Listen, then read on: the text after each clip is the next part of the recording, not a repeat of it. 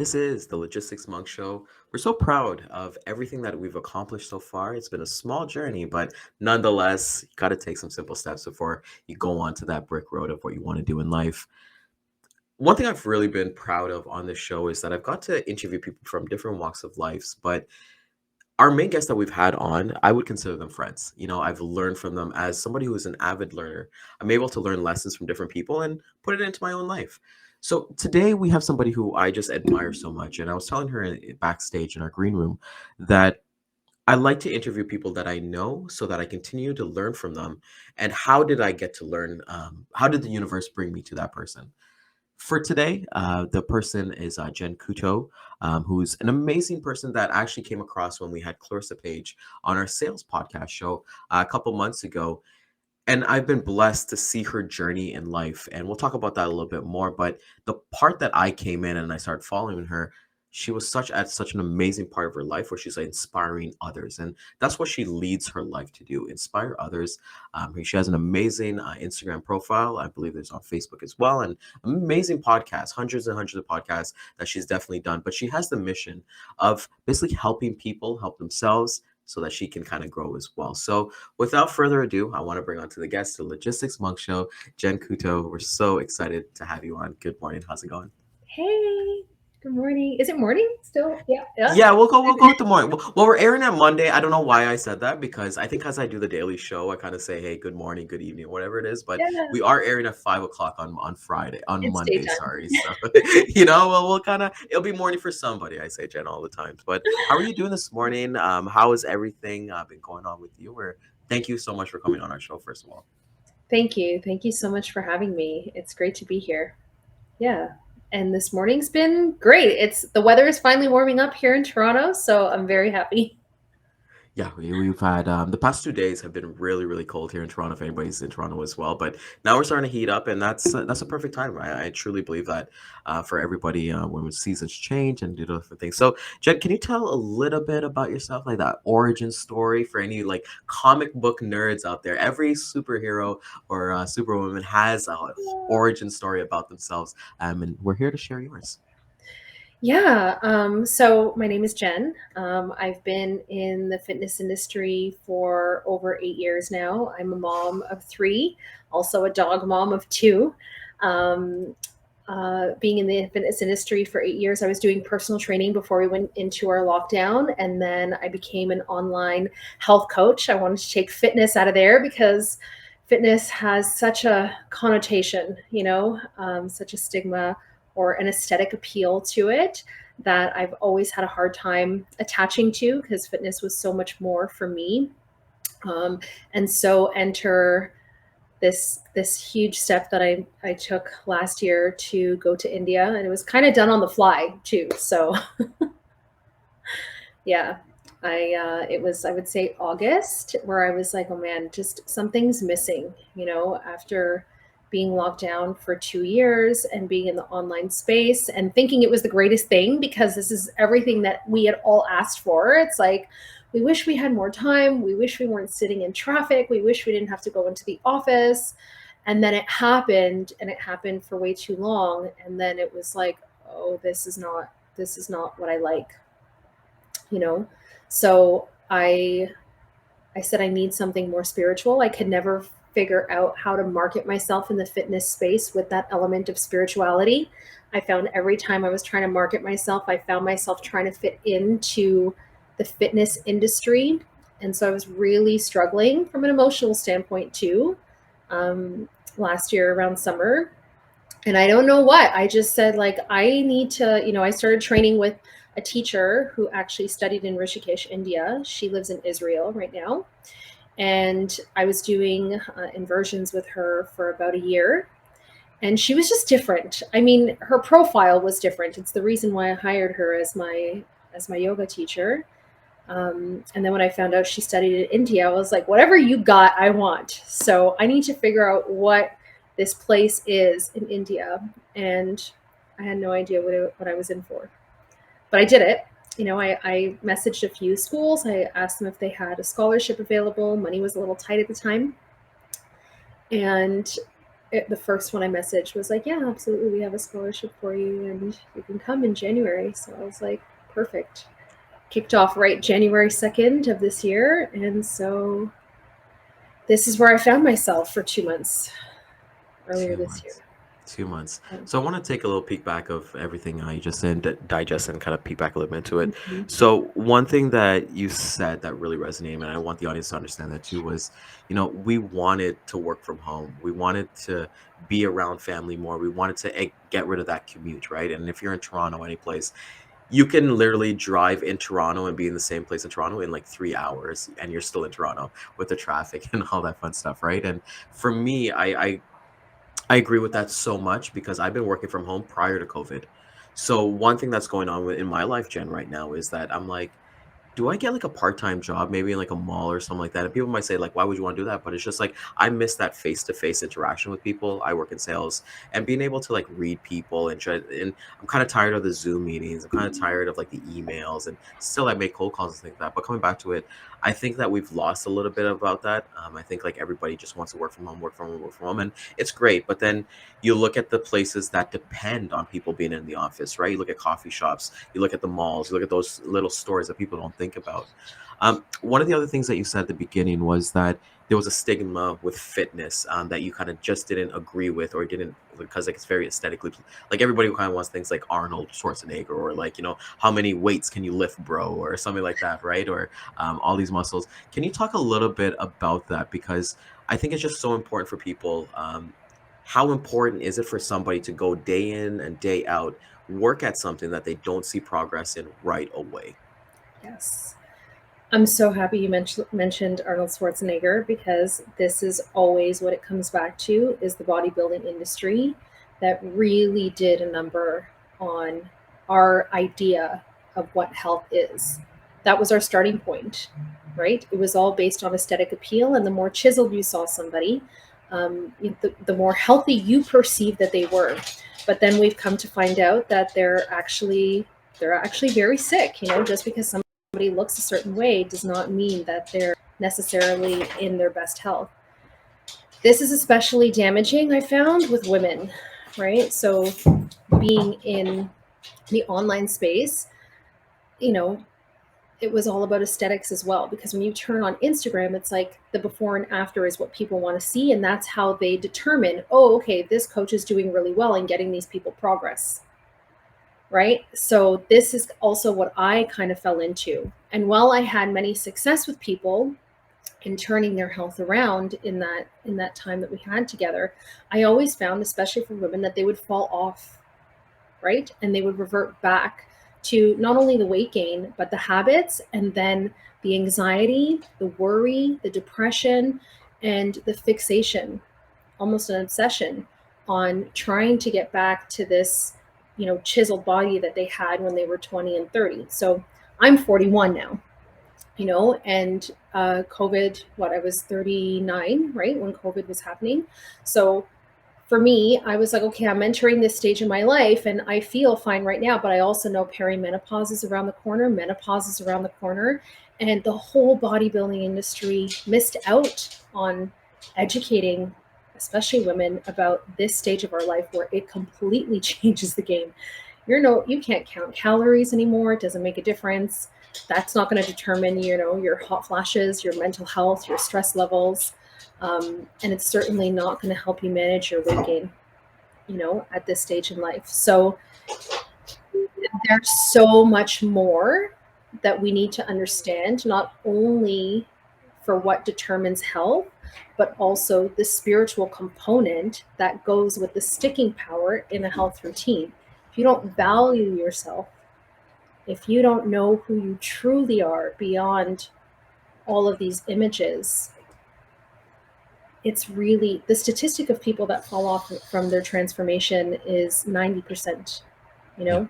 Sorry, let me correct myself. Not 90% that fall off, but they revert back to where they were or worse within 2 years of having their transformation.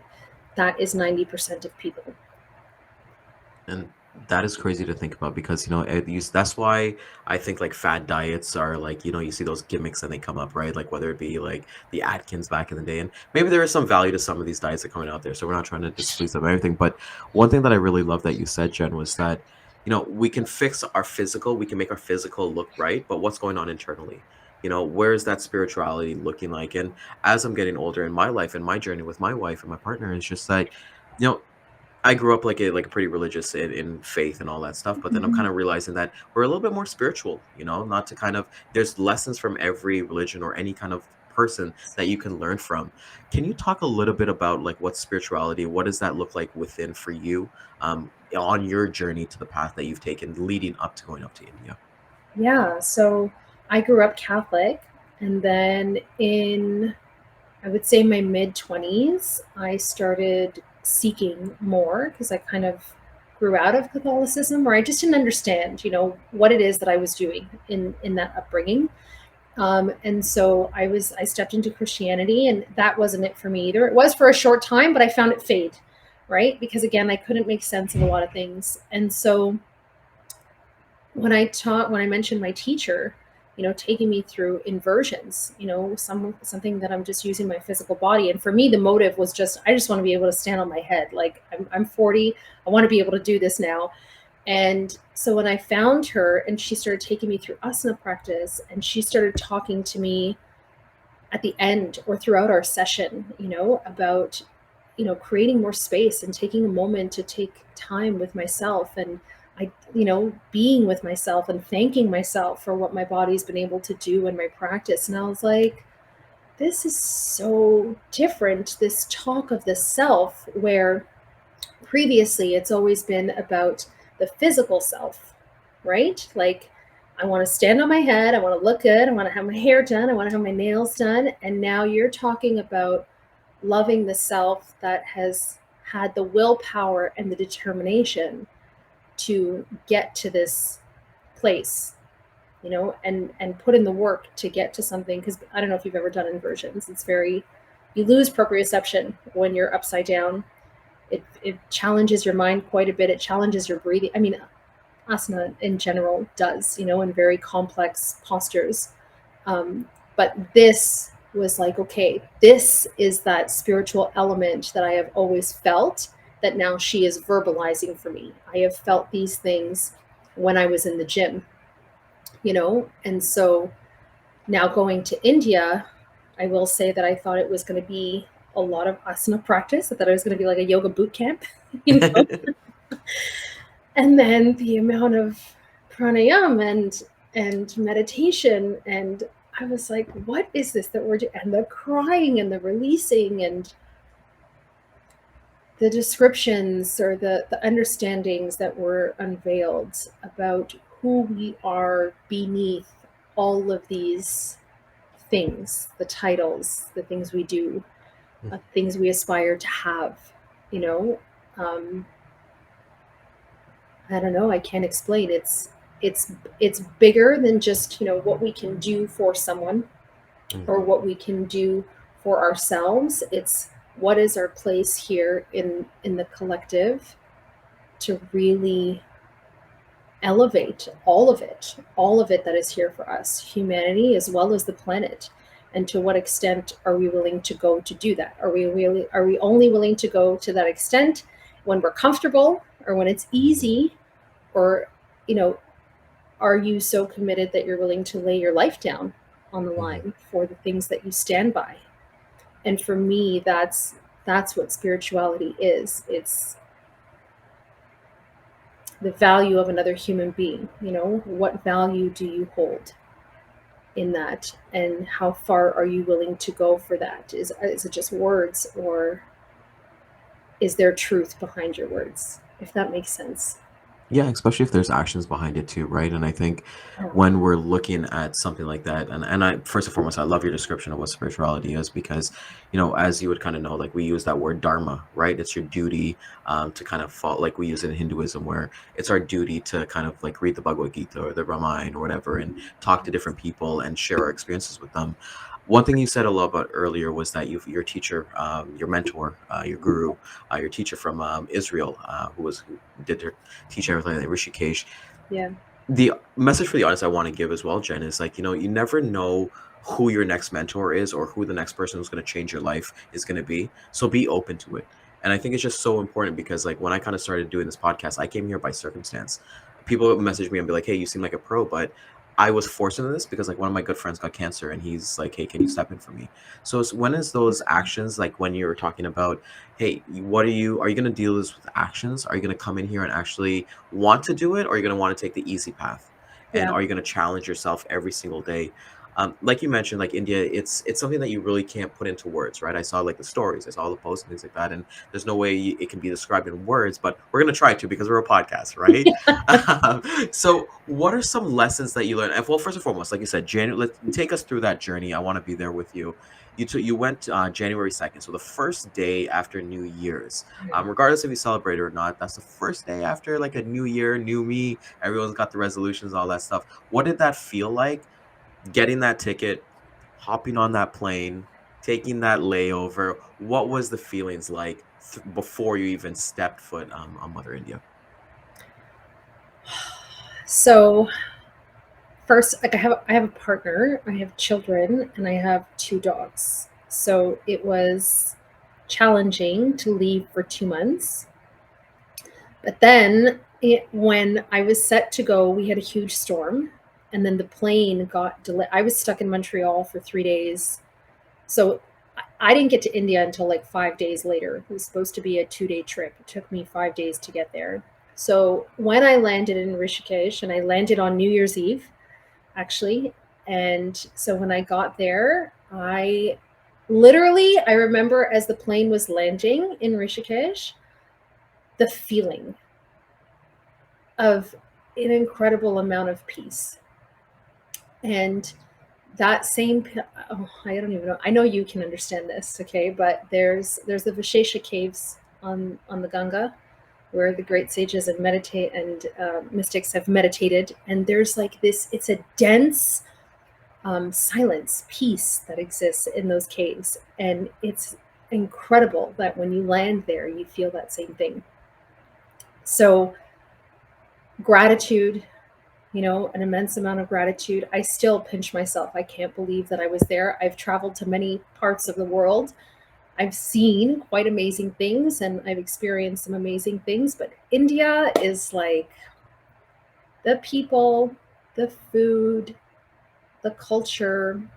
I think for me, it's like the truth was unveiled, is what my experience was. And it's like, I can't believe that all of this knowledge has been here this whole time, and it's so openly shared around the world, and we on this side of the world still aren't getting it right. That for me was my biggest every moment, every conversation, every piece of spirit, like pranayam, right? The breath work. We hear this here as being labeled as breath work, Mhm. right? But pranayam has been existent for thousands of years. The challenges of mental health have always been known without spirituality.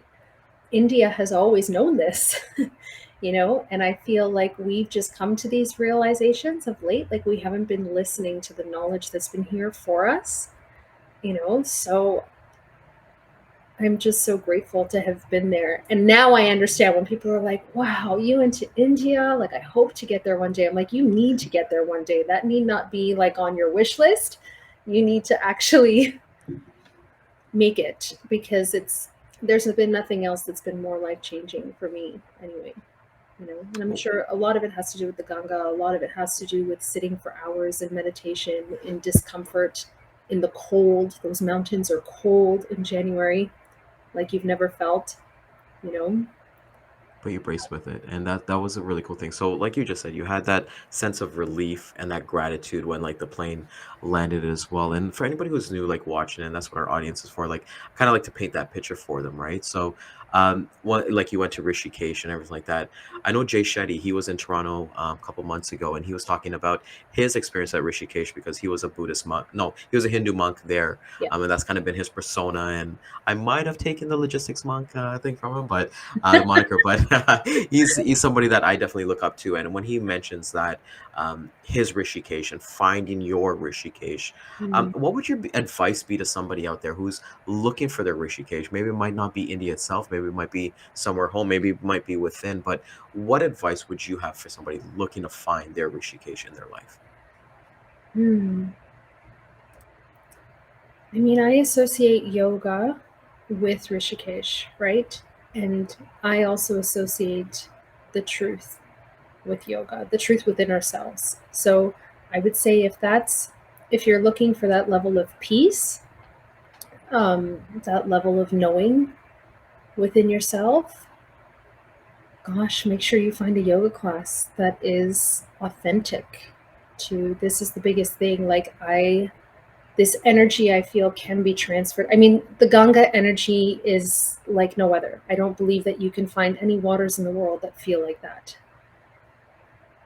But the people in their level of faith and joy and peace, I believe we can find this in people. I believe it exists all over the world. It does exist all over the world. It's just the stuff that we have going on that clouds that, you know?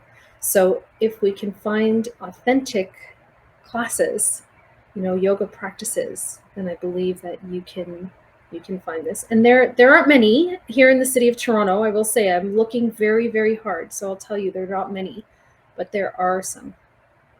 I'll say, like, whenever there's a lack thereof, maybe that's the universe giving you your sign that maybe it's something that you need to create, right? And I think when we talk about yoga and like somebody who's like we've read the Bhagavad Gita and stuff like that, we understand, and I want the audience to understand as well that yoga is just not doing a bunch of poses and then going to hot yoga and sweating and yes, that's a part of it, but to us, yoga is the way that we eat our food.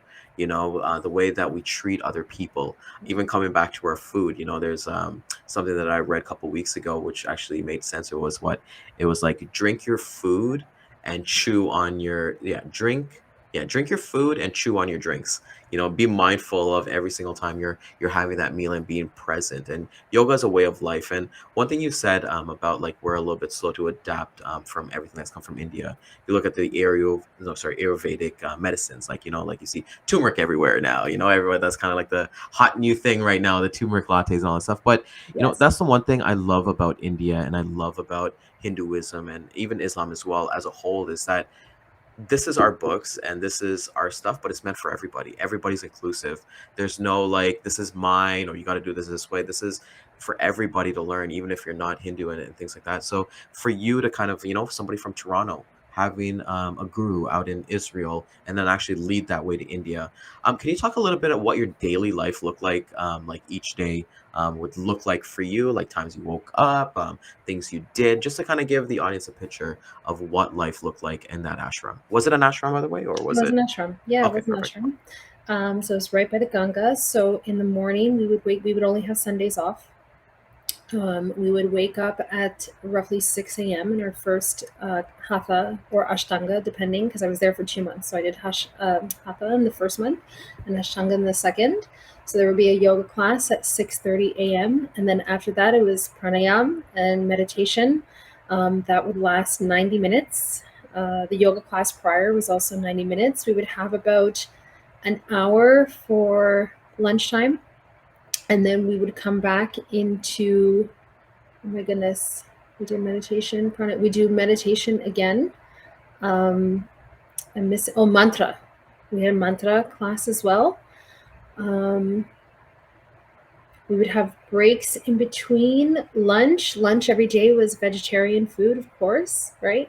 Spicy, spicy Indian food. Um, and then in the afternoon again, there would be like a Kundalini class. And then again, we would have dinner and more meditation at night. So a very packed day. It would go from 6:30 in the morning until 7:30 p.m. in the evening. It's such a beautiful day. As you mentioned all these amazing things that you're doing, what did you learn about yourself? And I'm more interested to learn about the meditation part of it. What did you learn in your meditation? Because obviously everybody thinks of meditation differently, right? There's guided meditation. Everyone thinks you need to block off the mind. But I don't know if you agree with this, Jen, or not. I read this, and this kind of helped me in life in my meditation. Was that don't try to block your world. Think of it like you're on the side of a highway, and you're Mhm. seeing all these cars pass by, and each car represents a thought. Just acknowledge that and let them go. You're not going to when you're driving on the highway, you're not going to focus on that Benz that's going 20 100 miles an hour. Yeah. They're gone. They're out of your peripheral vision 5 in 5 seconds. So I'd love to learn about the lessons that you've learned about yourself and what you've learned, like bringing back into Canada when you did come back home. Yeah, so I think in meditation, prior to going to India, I understood that meditation was that I needed to empty my mind and be in a state of nothingness, and it's always been a challenge. And then with those challenge, when we're faced with obstacles over and over again and we can't seem to break through them, we get discouraged, right? It's the same thing with fitness, any kind of new integration. So I found it really discouraging meditation. And then I started to find out that a lot of people felt the same way. So in going to India to hear that the purpose of meditation is not to clear your mind, it is to have a one pointed focus, to do your best to try to focus on one thing. So even in asana practice, when we have the drishti, right, we want to focus on, the point at the tip of your nose or your thumbs when you're doing certain postures. We want to have one specific focus. And so in meditation, they would ask us to visualize like an Om symbol at the third eye, or focus on the Manipura for chakra meditation. It was so relieving to be like, oh, okay, I can direct my mind to something. Now, with that, these thoughts that you talk about, all the cars on the highway, they still come through, right? But it's so nice to know that there's something always that I can come back to instead of constantly trying to avoid all these other things. And so for me, with that understanding, it was like, okay, now there's an acceptance, right? So I am focusing on inviting more peace into my life and more love and more forgiveness, but there's like all these distractions and, you know, feelings, emotions in the way. And so in meditation practice, for me, it was understanding the concept of being a witness to those things as opposed to being engulfed in those things. My one pointed focus is more forgiveness, is more love. I can be a witness to all these, of course I have anger, I'm a human. Of course I have sadness, I'm a human, but I don't need to hold on to those things because the focus is is all these other things that are so much more important and productive, you know. Having center focus, I commend that so much because and I'm proud of you for doing that and understanding that you had your growth before you went there, that hey, I got to clear out my mind, and then when you went there you practiced focus on one thing. And one thing in our temples and our mandirs was that we used to have a little meditation, like a 5 minute meditation before they actually get into their message for the day, but they would always say like focus on the eyes of like the Ma Durga statue or Lord Shiva or stuff like that. And as Mm. a kid, I didn't pay attention to it. I'm like, why would I want to do that? I want to play video games. I want to go home. And then as I'm kind of getting older, and you're kind of bringing that for me, I've learned that from you today that I'm going to do that in my meditation. Like when I'm doing jap mala, like you mentioned, doing mantras in your daily. When I'm doing my jap mala, I'm going to think about that. Think about Lord Shiva's like third eye or whatever works. So for the audience, when you're wanting to get into meditation, or if that's something you want to do, and meditation is not only that where you just got to sit like in a cross-legged position. Yes, that is beneficial, but hey, if you're at your desk, you need a 5 minute break or a 2 minute break from you. Let's say you're doing phone calls or you're doing something, you got the stress of all those emails coming to you. You can literally take 2 minutes to yourself and just get yourself to at center balance and just focus on something that's really important to you, that matters. And like you said, Jen, we're all human, we're all gonna get angry at different things. So be kind to yourself, understand that this is a progress and we're all works in progress. Like you mentioned, you're 41 and you went to India. Like everybody has a different point of view, right? Like for me, I see a lot of like elderly West Indian people, once they had their grandkids, had their house, all stuff, then they'll go to India, right? But would they be able to enjoy it as much as somebody who was in their 30s or their 40s being actively, because India is a very active country as well, as much as slows down. So I want to commend you for that. I thought that was amazing points that you just mentioned, and something it means a lot to me. Thank you. Thank you. India means a lot to me, and everything, one of the things that I think is so beautiful about Hinduism too is that all of the goddesses, all of the deities, we'll say, are so symbolic of all like our personality, the different personalities that we carry as humans. And I've never found that in any book. Religion for me, organized religion, Christianity, Catholicism didn't give me that understanding. It was always like we were trying to push away from, you know, being carrying guilt or being angry, or and Hinduism is different. It's like it's all here for us. It's all part of all of us, and it's okay. But like, how are we gonna move through these different parts of us to get to the right place, and Right do the place. good things? So yeah, all around. I can't. There's so much. I can't say Yeah. enough. It's Yeah. awesome. And I love that you said like you get to the right place, because some people will say the finish line. And the one thing I've learned in my life, regardless of whatever you do, there's really no finish line in life. Yeah. There's no goal. The goalpost always moves, as a good friend always says. And like you said, like with Hinduism, you find those different, like the deities, they have an impact to you. And my wife actually is a big fan of like elevation worship. They're actually a Christian church out in North Carolina, and they did a Toronto tour here recently. So she got us tickets and we went, and it was cool to be immersed around people with just loving life and bringing natural vibrations. And I think like a place like India would just be a place to just energize and just recharge. What are the three things that you've brought with you? I know you mentioned one in the green room, so I know you mentioned that. But what are three things that you brought with you that has like shaped your life now that it's been a couple months? Like you said, you were there for 2 months, so you'll be back here by March. So it's Yeah. only been about 2, 3 months since you've been home. How has your life changed with top three things? I feel so like free of bondage, of like you said, you just said it so perfectly that there's no finish line. And I feel like in the society that we live in, we've been, and let me say too, that this is not just here, this is also in India too. This is a challenge that we're all facing all over the world because we are being encouraged to be multitaskers, to be busier. The more you do is the more you're rewarded and the more you have, and all these things. And so to come to a place now, having gone to India, to be so free of that, like I was talking to my girlfriend about, coaching women on how to goal set. Like you said, there's no finish line. So we're not aiming to get to a certain size by a certain time for a certain event. It's every day we're trying to embody a feeling, Hmm. and so what is it that we can do today that's going to cultivate that feeling? And I feel with that, like we can have our overall goal, right? Like I want to have a beautiful retreat space in the tropics, and that's my visual, but I'm not going to stress and worry and grind myself into the ground to get there. Every day I am going to embody that visualization. And I feel like that's such a healthier way to goal set, you know? So that was a big one for me. That's been very liberating. Another one I would say, like we talked about, is the food. you know, I was very certain that I was going to come back a meat eater because I was an avid meat eater and I encouraged meat eating before I left. To curb your cravings and to for better health. This is what I really believed scientifically, and now there's a whole new perspective on that just because this, right? Yoga is actually yog, and yog actually means oneness.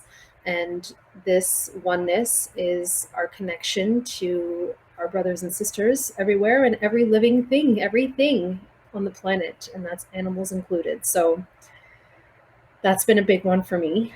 So I would say a greater sense of connection, you know.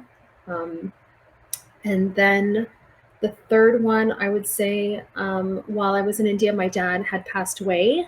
He was sick. He actually passed on the day that I graduated. And India held me through that. Like, there's a lot around a passing of a loved one where there's a lot of customs, traditions, right? You need to be Yeah. present, and there's a funeral or a wake, whatever it is, a service.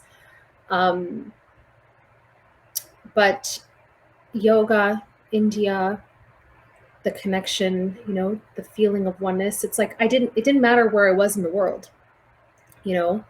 Um, there was still a connection there, and I don't know, I can't explain it, but it gave me an understanding that there's nothing that we need to look for, you know, like we aspire to travel the world, and really we're just looking for a feeling, Mhm. and so I always like to use the analogy, like I sat on the side of a mountain in Ecuador. I thought it was beautiful, and I had the same feeling at the Ganga, But when I go to the cottage right here at my mom's place, and I sit by the lake, I have the same feeling. So we don't have to go far, Yeah. you know, in order to have that same feeling. So those are the three things.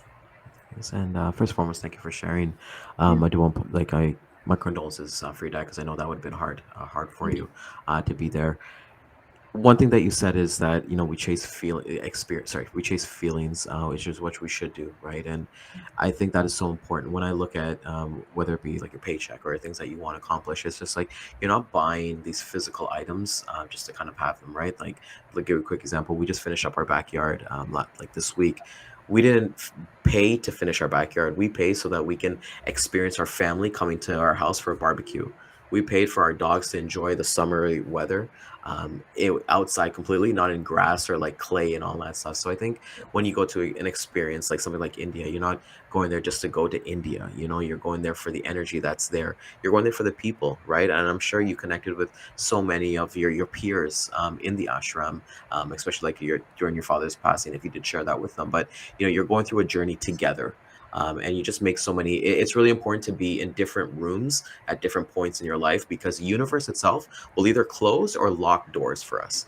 And I think that is so amazing. So I can't thank you enough, Jen. This has been so much fun. This has been long overdue. My heart is full from having this conversation with you. Tell us about everything that you're doing right now. How can people get a hold of you? What you got coming up? Please use this time to promote everything for me. Yeah, thank you so much. So, I do have an online chakra program that I am facilitating right now. It's happening right now. I don't know that I'll do it live again. That's to be determined, but it is going to be a program that I'm going to have available online. So you can always find me on Instagram at revealing.her. And then in Toronto, in person, because we need this connection, I'm offering yoga and fitness in the park in the Don Mills and Eglinton area. And then going to be doing some yoga sessions online again. So everything is always promoted on Instagram. That seems to be the go-to for everybody. So you can find me there and stay up to date on all of the upcoming offerings as well. Awesome. Yeah, yoga in the park. Yeah, that is something that everyone should definitely look forward to if you're in Toronto. Like that. And here's the thing with Jen, you can't make excuse that, hey, I don't live in Toronto. You can hit her up and do the online stuff. So we're so fortunate of that. This is the Logistics Monk Show, where we have thought-provoking conversations. Jen, like I said, I hope you had as much fun as I did having this kind of conversation again to learn about you. I think like that. So we always end with this, Jen. What is your message to the world? Oh, oh my goodness, my message to the world is just, if you're scared, it's a good thing. Do it. Whatever scares you most is what you need most, and trust that intuition. You know what you need for yourself at the end of the day. There's no fixing that we need. There's no anybody telling us what it is that we need to do. It's these desires that we have to grow are in us because we want it. So jump is my message to you. Yeah. All right. Thank you. We'll see Thank you. everybody next week. Thank you guys for tuning in. Take care. Bye.